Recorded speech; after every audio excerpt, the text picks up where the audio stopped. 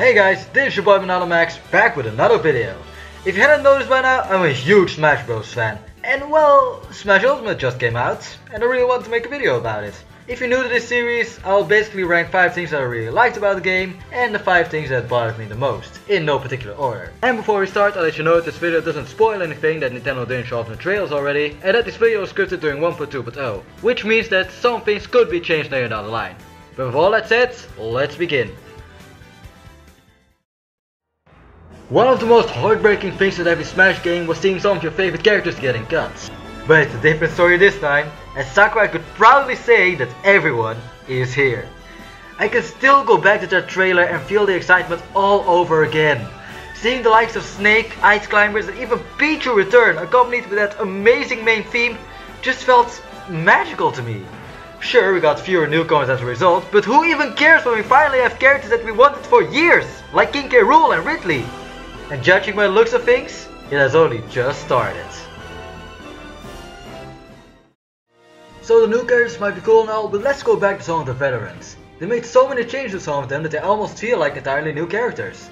Some changes are merely aesthetic, like Ganondorf having his Ocarina of Time look, or Zelda who has become an STO waifu. And in terms of gameplay, some of my old mains feel better than ever. Once again, Zelda, but also Palutena, Robin and my main Shulk have been buffed to finally become viable.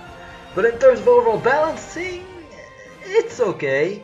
They did nerf Cloud and Bayonetta into the ground, but I feel like they overlooked the likes of Inkling, Chrom and Yoshi. But hey, it's nothing patches can't fix. I hope. If it wasn't completely obvious by now, I'm a competitive player. So for most of Smash 4, I just play them for glory. And I'm really glad that Omega Form was introduced back then, since if I only played on Final Destination, I would have gotten tired of it very quickly. This time they took it a few steps further, namely with the Battlefield form. Sure, there aren't many new stages, but if you count all the different forms every stage has, you now end up with over 300 stages to choose from. And on top of that, we can finally turn hazards off. So now we can finally play on the WarioWare or the Pokemon stages in tournaments.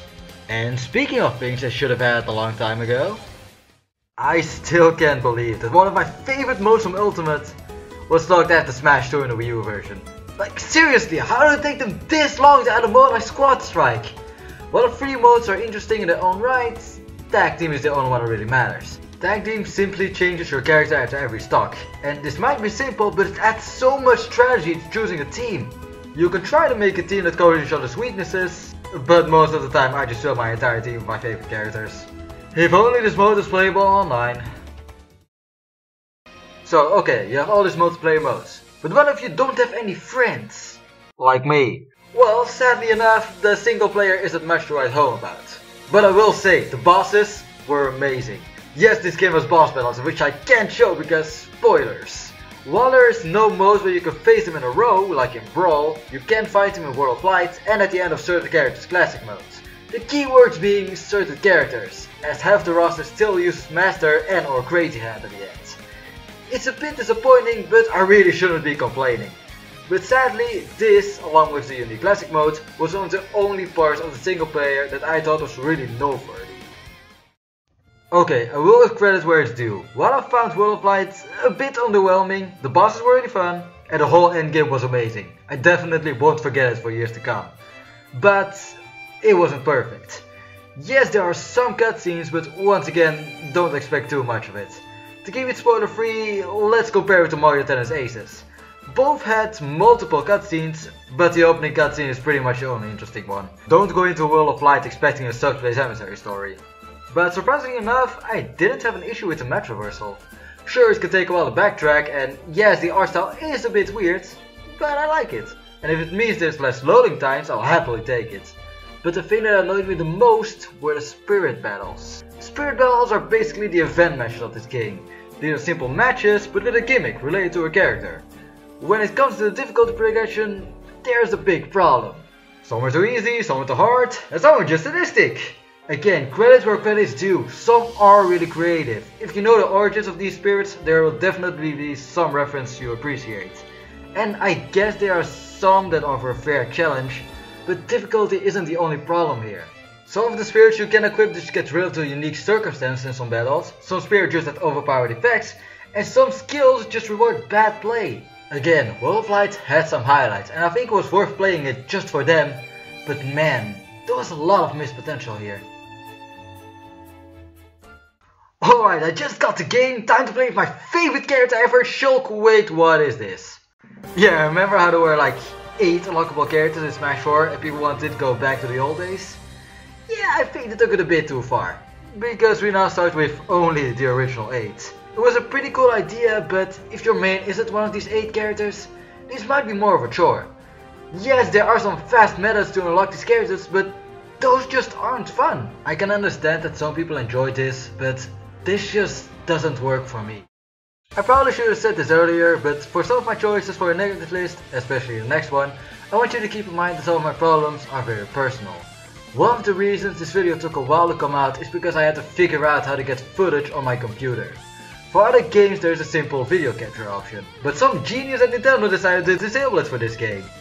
And I know it's because replays exist, but how about everything that happened in the single player? Something funny happened, or you encountered a glitch or roll of light or something? Nope, can't say that. But okay, whatever, just tell me how to get those replays. Well, first you need a micro SD card, then you need to find where you're supposed to insert this thing, and then you can finally save your replays. Oh, but if you want to get them on your computer, you need a micro SD card adapter, and of course, this is just a second step in the 18-step action plan to get your footage. Like in the Wii U version, you just hit convert replay and bam, 10 minutes later your replay is on YouTube. The 2 things they improved upon is that you can now cut in your replays, and that once you save your replay on an SD card, the updates can get rid of it. But come on, Smash 4 and even other Switch games got it right. Nintendo just add the video capture feature and we're good. Yeah, the online is a big mess. Like, it's littered with various problems. So you have these 2 modes, Quick Play and Arenas. Quick Play is basically the with anyone mode. You choose a character and start fighting people. But you can't switch characters unless you leave your opponents. And I guess it was done because all the characters have different GSP, but even so, I think we should have still been able to switch between characters that have around the same points. And don't even get me started on that ranking system. Your amount of GSP is supposed to decide whether you're worthy of playing in Elite Smash, but even there I just keep seeing the same kind of players. People that abuse heavyweights and spam smash attacks or projectile characters that keep shooting things and keep rolling across the stage. It's very rare to come across people that are actually decent at the game. And you're not even guaranteed to play the way you want all the time. I know this was supposed to get patched recently, but it didn't seem to have solved everything. My favorite examples of this are the time where I got to do a 1v1 where the other person had assist trophies, pokeball and smash balls on, or when I finally got a game of my preferred rule set, 3 stocks, 7 minutes, Omega Form and items off, in a free-for-all. But alright, at least you can still make your own arenas to face people.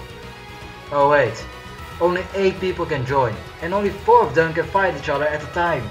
So after every match, someone has to get kicked out to make place for the others. So you can get shoved in the waiting line for your own arena. And if you want to change your character, stage, even the music playing in the waiting area, you need to get out of the line or the ring. And both of these modes lag from time to time. Like, why did I have to spend $20 on the Switch line again?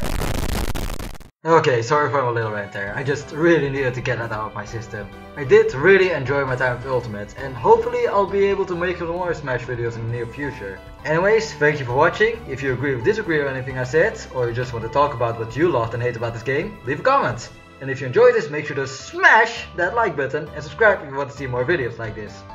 This has been Max, signing out.